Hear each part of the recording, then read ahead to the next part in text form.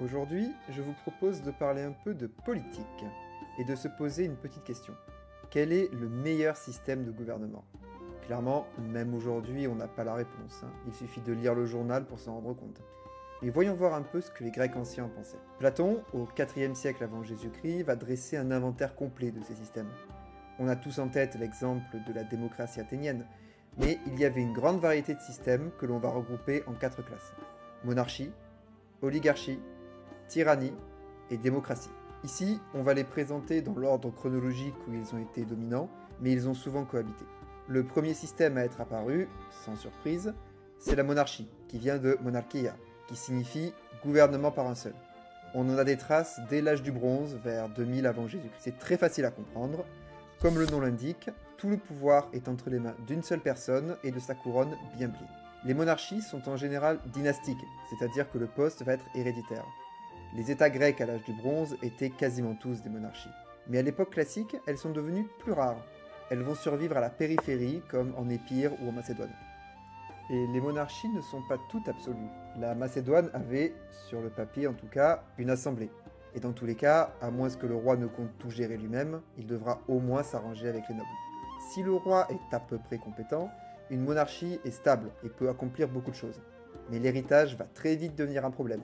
On se souviendra qu'après sa mort, les généraux d'Alexandre ont déchiré en petits morceaux son empire. Le second système, l'oligarchie, est apparu autour du 7e siècle avant Jésus-Christ. Le mot grec, oligarchia, signifie gouvernement par un petit groupe.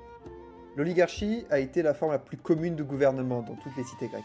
Elles sont apparues généralement en réaction aux excès de la monarchie, mais elles apparaissent aussi souvent quand une démocratie a dérapé. Platon résume la chose comme ceci. L'oligarchie est la forme de gouvernement où les riches commandent et où les pauvres n'ont point de part à l'autorité. Le concept d'un gouvernement uniquement par les riches a ensuite disparu des livres d'histoire, n'est-ce pas? Bref, les oligarchies peuvent prendre plusieurs formes. Elles peuvent être de facto, c'est-à-dire que les riches vont utiliser leur argent pour asseoir leur influence, ou que des citoyens influents vont sortir du rang et prendre de l'ampleur politique. Elles peuvent être aussi, pour reprendre le terme d'Aristote, mitigées, avec simplement un suffrage censitaire qui restreint l'accès au vote. Mais elles peuvent aussi s'institutionnaliser, avec des critères qui vont obliger quelqu'un à avoir un certain patrimoine pour occuper certains postes, pour diriger les troupes, etc. Elles sont assez souvent dynastiques, soit de manière dure, lorsque les oligarques vont imposer que les positions au gouvernement, ou en tout cas l'éligibilité à ces positions, ce qui revient même, soit héréditaire. Ça a été le cas pour Sicyon ou pour les Timouks de Marsalias ou Strabo. Soit de manière douce, lorsque les oligarques ne sont pas assez forts pour simplement ignorer les lois ou mettre en place les systèmes que je viens d'évoquer. Dans ce cas-là, tout simplement, les enfants des oligarques vont hériter de leurs richesses, de leurs conseils, de leur réseau, et le cycle recommence à la génération suivante. Pour Platon et pour beaucoup d'autres de cette époque, l'oligarchie héréditaire est vue comme la corruption d'un autre système, l'aristocratie, du grec aristos, qui désigne le gouvernement par les meilleurs. En théorie, l'aristocratie ne devrait pas être héréditaire et les meilleurs devraient sortir du rang à chaque génération. Bon, entre la réalité et la pratique, il y a souvent un gouffre. Aristote va distinguer 4 types d'oligarchie dans son Politéké, à ne pas confondre avec celui de Platon. Aristote devait être jaloux de ne pas avoir le sien, selon la puissance et l'exclusivité des oligarques. L'exemple le plus célèbre, c'est Sparte. Même s'il y avait 2 rois, le pouvoir est surtout détenu par le Conseil des Anciens. À ce sujet, si le système politique de Sparte vous intéresse, nous avons réalisé déjà 2 vidéos avec un spécialiste sur le sujet. Mais même Athènes a eu quelques oligarchies, comme les 30 tyrans ou l'oligarchie des 400. Corinthe aussi a été une oligarchie pendant longtemps, même si elle avait sur le papier une assemblée. Passons au 3e système, la tyrannie. Elle aussi apparue autour du 7e siècle avant Jésus-Christ. Un tyran, par définition, c'est un dirigeant qui a pris le pouvoir d'une manière illégale, c'est-à-dire pas prévue par le système existant. Le mot grec, justement, signifie dirigeant illégitime. Mais les tyrans n'étaient pas nécessairement mauvais. Ils gouvernaient surtout pour leur intérêt, mais souvent aussi pour celui du peuple qui les soutient. Gélon de Syracuse est un exemple célèbre, qui est arrivé au pouvoir par la force. Mais certains étaient bienveillants. Pisistrate d'Athènes, de -546 à -527, a construit des temples, des routes, soutenu les arts, et étonnamment pavé la voie pour la démocratie. À propos de Pisistrate, justement, sa manière d'arriver au pouvoir est assez cocasse. D'après Hérodote, il a prétendu avoir été la victime d'une tentative de meurtre pour obtenir une milice de garde du corps, une milice qu'il a ensuite utilisée dans son coup d'État. Justement, le coup d'État, ou la conquête en général, était une manière populaire de devenir un tyran. Il s'agit juste de se débarrasser du prédécesseur. Mais beaucoup de tyrans sont arrivés via un coup d'État soutenu par le peuple, surtout quand ils remplacent une oligarchie. Et c'est justement ce qu'a fait Pisistrate, sur fond de crise agraire. D'autres tyrans populistes vont apparaître à la même époque, notamment à Corinthe. Le dernier système de la liste, la démocratie, est apparu à Athènes au 5e siècle avant Jésus-Christ. Le mot lui-même vient du grec démos, signifiant le peuple. Plus précisément, on considère généralement que Clisthène va créer la première constitution démocratique en -580, avec des élections pour les postes publics, une assemblée pour voter les lois et les décisions importantes. C'était un système assez unique à l'époque où il est apparu.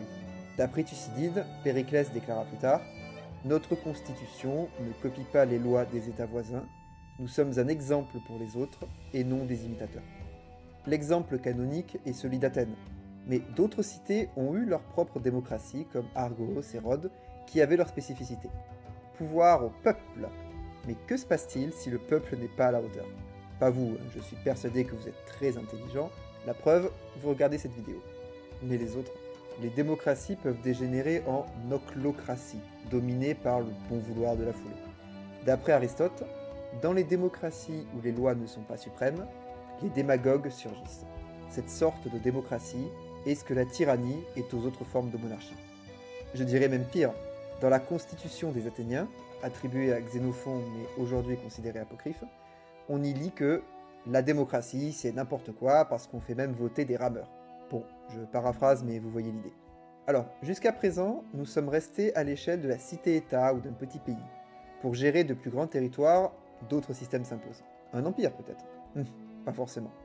Le modèle de la Perse servait justement de repoussoir aux Grecs qui étaient fiers de ne pas être aussi, entre guillemets, despotiques que eux. Sparte, la Macédoine, non, ce sont des aristocraties ou des monarchies éclairées, c'est très différent. Une coalition? Oui, il a existé beaucoup de coalitions de cités-États, mais certaines ont fini par être assez centralisées. La Ligue de Délos, menée par Athènes, est-elle un État unique ou simplement une alliance? Même question pour la Ligue du Péloponnèse, menée par Sparte.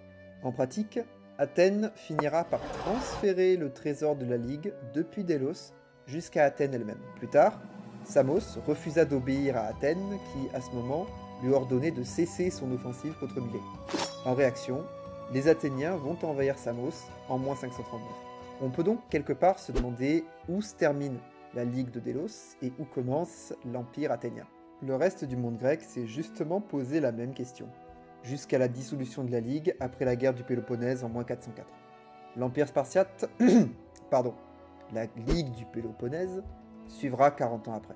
Maintenant que nous avons fait le tour des systèmes, penchons-nous sur deux exemples, Athènes et Sparte. Ce choix n'est pas fait au hasard. Pour Athènes, nous avons beaucoup de documents, discours, etc. qui ont survécu. On a quelques sources pour Sparte, mais très peu pour les autres cités. Commençons par la plus connue, Athènes. La démocratie athénienne a été fondée par Clisthène en -508. À Athènes, la citoyenneté était accordée à tous les hommes libres, nés de parents citoyens, soit environ un tiers de la population, ce qui est beaucoup plus que Sparte. Les esclaves et les étrangers, les métèques, ainsi que les femmes, n'avaient pas vraiment voix au chapitre. L'assemblée, ou ecclésia, était son cœur. Elle se réunissait entre 1 et 3 fois par mois sur la Pnyx. Tout citoyen de 18 ans ou plus pouvait y participer, mais en pratique, il n'y en avait que quelques milliers qui étaient politiquement actifs. D'autres organes plus petits avaient plus de pouvoir. La boulée, ou Conseil des 500, faisait office de comité exécutif. Une partie, le prytane, se réunissait justement sur le prytanée. L'aréopage, où les anciens étaient nommés à vie, jouait également un rôle important. Il y avait beaucoup de postes politiques différents, comme les archaïs par exemple, pourvus par élection, et certains tirés au sort. D'autres votes, comme l'ostracisme, pour exclure un citoyen, existaient aussi.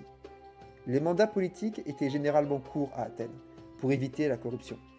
Mais de toute façon, dans la pratique, il n'y avait que les riches qui avaient les ressources à consacrer à la politique. En revanche, sa grande rivale Sparte était beaucoup plus oligarchique et autoritaire. Le gouvernement spartiate, lui, a été créé par Lycurgos, un personnage légendaire ayant supposément vécu au 8e siècle avant Jésus-Christ. À Sparte, la citoyenneté n'était accordée qu'aux hommes libres ayant fait le service militaire. Les femmes avaient plus de droits à Sparte qu'à Athènes, mais elles étaient toujours exclues. Les périèques, libres non citoyens, et les hélotes, esclaves, l'étaient aussi. L'organe principal était le Conseil des Anciens, la Gérousie. Il était composé de 28 hommes de plus de 60 ans, élus à vie par les citoyens. Les plus hauts responsables étaient les éphores, eux-mêmes élus par la Gérousie. L'Assemblée des citoyens existait, mais elle avait relativement peu de pouvoir. Elle ne pouvait pas fixer l'ordre du jour, ni débattre. Cette tâche était laissée à la Gérousie. Elle pouvait seulement voter. On parle donc de gérontocratie, pouvoir des anciens. De même, les deux rois de Sparte, qui étaient toujours issus respectivement des familles Agiades et Eurypontides, avaient eux aussi des pouvoirs limités. Donc, au terme de tout ça, quelle conclusion tirer? Les oligarchies ont émergé à cause de la forte concentration des richesses dans peu de mains. Par ricochet, ça a entraîné l'apparition des tyrannies, en réponse justement aux instabilités sociales et économiques. Enfin, la démocratie apparaît à Athènes en raison de la croissance du commerce et de l'industrie, donc de la classe moyenne, comme nous en avons parlé dans notre vidéo précédente, et de l'influence de la philosophie. Au final, les Grecs ont essayé beaucoup de systèmes différents, selon les conditions sociales qu'ils avaient, et ils ont tous survécu, sous une forme ou une autre, jusqu'à nos jours. Je vous remercie d'avoir regardé cette vidéo, et je vous dis à très bientôt.